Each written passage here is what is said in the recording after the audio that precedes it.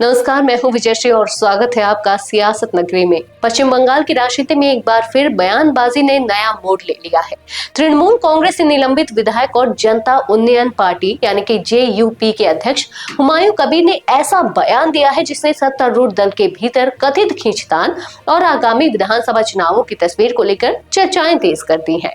हुमायूं कबीर ने साफ कहा है कि यदि तृणमूल कांग्रेस के राष्ट्रीय महासचिव अभिषेक बनर्जी चुनाव मैदान में उतरते हैं तो उनकी पार्टी उनके खिलाफ उम्मीदवार नहीं उतारेगी, लेकिन मुख्यमंत्री ममता बनर्जी और नेता प्रतिपक्ष शुवेंदु अधिकारी के खिलाफ वे निश्चित तौर पर अपने प्रत्याशी खड़े करेंगे।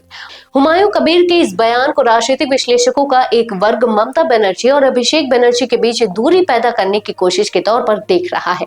मंगलवार को कोलकाता में पत्रकारों से बातचीत करते हुए हुमायूं ने दावा किया कि आने वाले विधानसभा चुनाव में कोई भी दल अकेले बहुमत हासिल नहीं कर पाएगा। उनके अनुसार चुनाव के बाद सरकार बनाने की असली चाबी उनकी पार्टी के नवनिर्वाचित विधायकों के हाथ में होगी और जनता उन्नयन पार्टी किंग मेकर की भूमिका में होगी। उन्होंने चुनावी गणित पर अपनी राय रखते हुए कहा कि भाजपा करीब 100 सीटों तक सिमट जाएगी, जबकि तृणमूल कांग्रेस तीसरे स्थान पर रहेगी।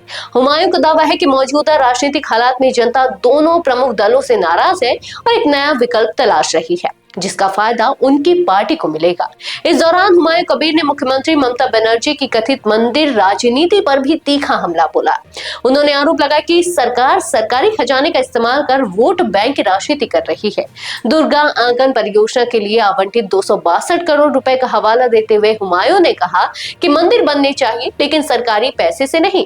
उन्होंने यहाँ तक कह दिया कि जिस दिन ममता बनर्जी राजनीति से संन्यास लेकर पूरी तरह मंदिर जाने का फैसला करेंगी उसी दिन वे भी अपनी पार्टी का पद छोड़ देंगे।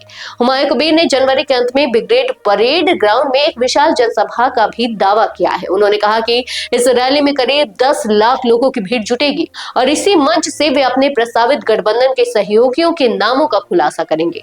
इधर इस पूरे घटनाक्रम में एक और राजनीतिक पहलू तब जुड़ गया जब हुमायूं कबीर के बेटे गुलाम नबी आजाद ने भी तृणमूल कांग्रेस के खिलाफ खुलकर मोर्चा खोल दिया। पिता के सुरक्षाकर्मी की पिटाई के आरोप में पुलिस हिरासत में रहने के बाद रिहा हुए गुलाम नबी आजाद ने कहा कि वे अब तृणमूल का हिस्सा नहीं रहेंगे। उन्होंने यह भी संकेत दिए कि यदि हालात ऐसे ही रहे तो वे राजनीति से भी दूरी बना सकते हैं। गुलाम नबी ने आरोप लगाया कि पहले वे अपने पिता को पार्टी के खिलाफ बोलने से रोकते थे, लेकिन अब वे खुद पार्टी के भीतर चल रही साजिशों का शिकार हो रहे हैं। इन बयानों और घटनाक्रमों के बाद साफ है कि पश्चिम बंगाल की राजनीति में आने वाले दिनों में उथल पुथल और तेज होने वाली है। हुमायूं कबीर के और दावे सत्तारूढ़ तृणमूल कांग्रेस के लिए नई चुनौती बनते दिख रहे हैं। आज के लिए बस इतना ही। अगर आपके इलाके में कोई राजनीतिक लापरवाही, भ्रष्टाचार या जनहित से जुड़ी समस्या है तो आप चुप मत रहिए, अपनी शिकायत हमें भेजिए। सियासत नगरी आपकी आवाज को मंच देगा और जवाबदेही तय करेगा, क्योंकि अब हर सवाल होगा सीधा सत्ता से।